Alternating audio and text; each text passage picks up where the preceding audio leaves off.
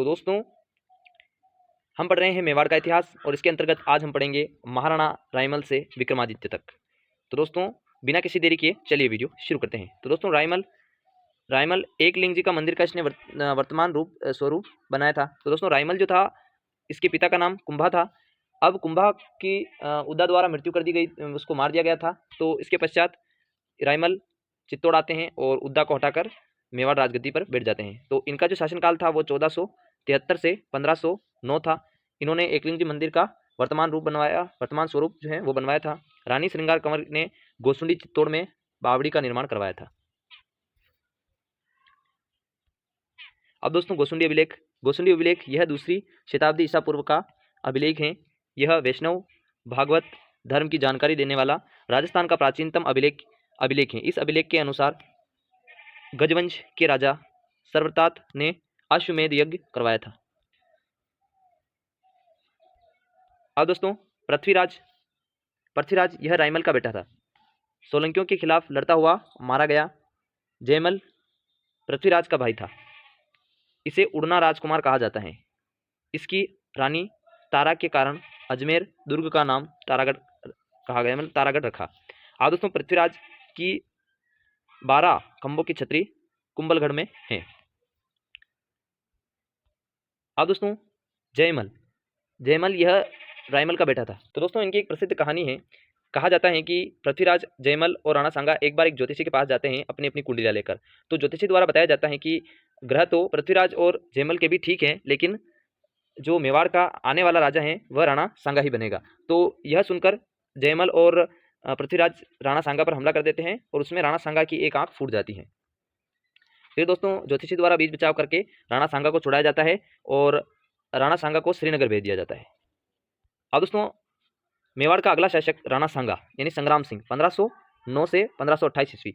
पिता थे इनके रायमल। अपनी भाइयों के विवाद, अभी बताया था दोस्तों कि इनका विवाद किस तरीके से हुआ था। अब दोस्तों अपने भाइयों से विवाद के बाद सांगा ने श्रीनगर अजमेर में करमचंद पवार के पास शरण ली थी। रायमल की मृत्यु के बाद सांगा मेवाड़ का राजा बना। अब यहाँ पर दोस्तों दिल्ली इब्राहिम लोदी और गागरोन महमूद खिलजी। अब दोस्तों इब्राहिम लोदी के खिलाफ महाराणा सांगा के कौन कौन से युद्ध थे। तो पहला युद्ध था खातौली का युद्ध 1517, ये कोटा में थे। फिर बाड़ी का युद्ध 1518, ये धौलपुर में। अब दोस्तों इस समय गागरोन यानी 1519 ईस्वी के समय गागरोन का किला चंदेरिया मालवा के राजा मेदिनी राय के पास था। अब दोस्तों यहाँ 3 युद्ध हुए थे। उपयुक्त तीनों युद्धों में सांगा विजयी रहा। हरिदास चारण ने महमूद खिलजी द्वितीय को गिरफ्तार कर लिया। इसलिए सांगा ने उन्हें 12 गांव भेंट कर दिए। हरिदास चारण को 12 गांव भेंट किए थे। अब दोस्तों सांगा ईडर के भारमल व मुजफ्फरा शाह को हरा देता है। यहाँ दोस्तों ईडर जो था वो रायमल से भारमल के पास गया और भारमल से ये इनके पास था। तो इनसे जो है वो सांगा युद्ध करते हैं। फिर दोस्तों बयाना भरतपुर का युद्ध 16 फरवरी 1527 ये बाबर और सांगा के मध्य हुआ। इस समय बयाना का किला मेहंदीर ख्वाजा के पास था। अब दोस्तों बाबर का सेनापति था सुल्तान मिर्जा। सांगा जीत गया था इनसे दोस्तों बयाना का युद्ध हुआ। बयाना के युद्ध में सांगा की विजय हुई। फिर दोस्तों हुआ खानवा का युद्ध। अब दोस्तों खानवा का युद्ध ये भरतपुर में है। खानवा ये हुआ था 17 मार्च 1527।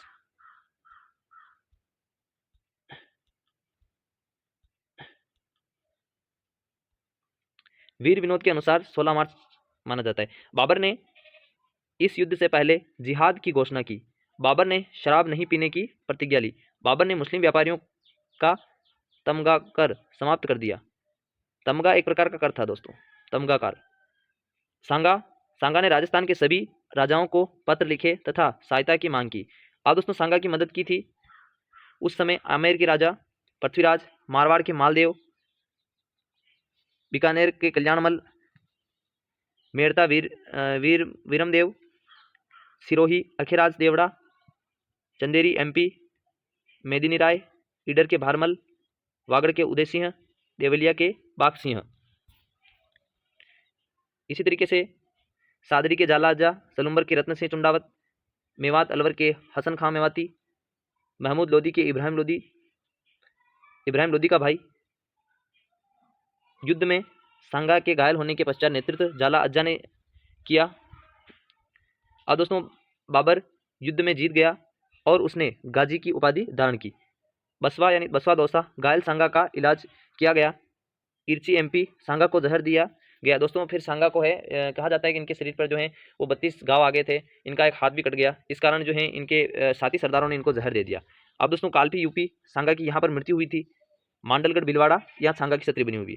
अब दोस्तों खानवा के युद्ध के कारण क्या थे? खानवा के युद्ध का पहला कारण था सांगा तथा बाबर की राजनीतिक महत्वाकांक्षा। सांगा ने दिल्ली सल्तनत के कई क्षेत्रों पर अधिकार कर रखा था।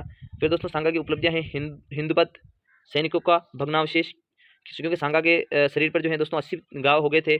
और दोस्तों सांगा के दरबार में 7 राजा, 9 राव और 104 सरदार थे।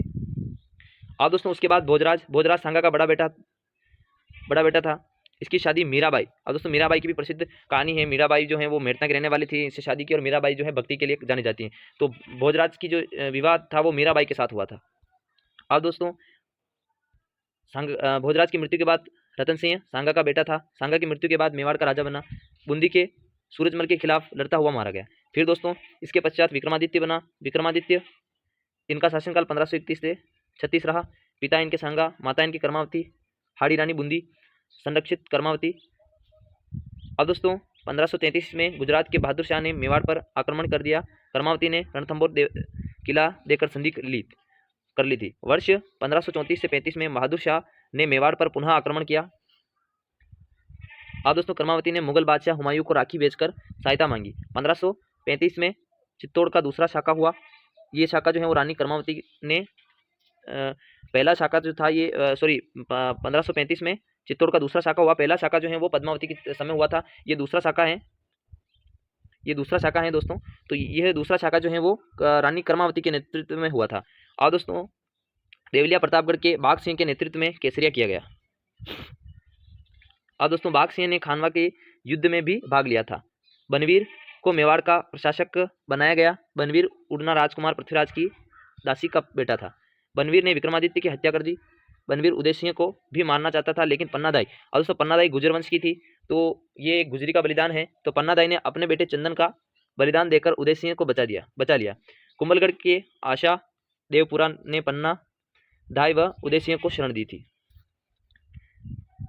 और इसके पश्चात जो है वह उदय सिंह बड़े होते हैं और फिर उदय सिंह जो हैं वो वापस चित्तौड़ पर अधिकार करते हैं। तो ये अपन पढ़ेंगे नेक्स्ट वीडियो में। आई होप दोस्तों ये वीडियो आपको समझ में आया होगा। समझ में आए तो लाइक कीजिए, चैनल को सब्सक्राइब कीजिए और ज़्यादा अच्छा लगे तो शेयर कीजिए। धन्यवाद दोस्तों, थैंक यू फॉर वॉचिंग।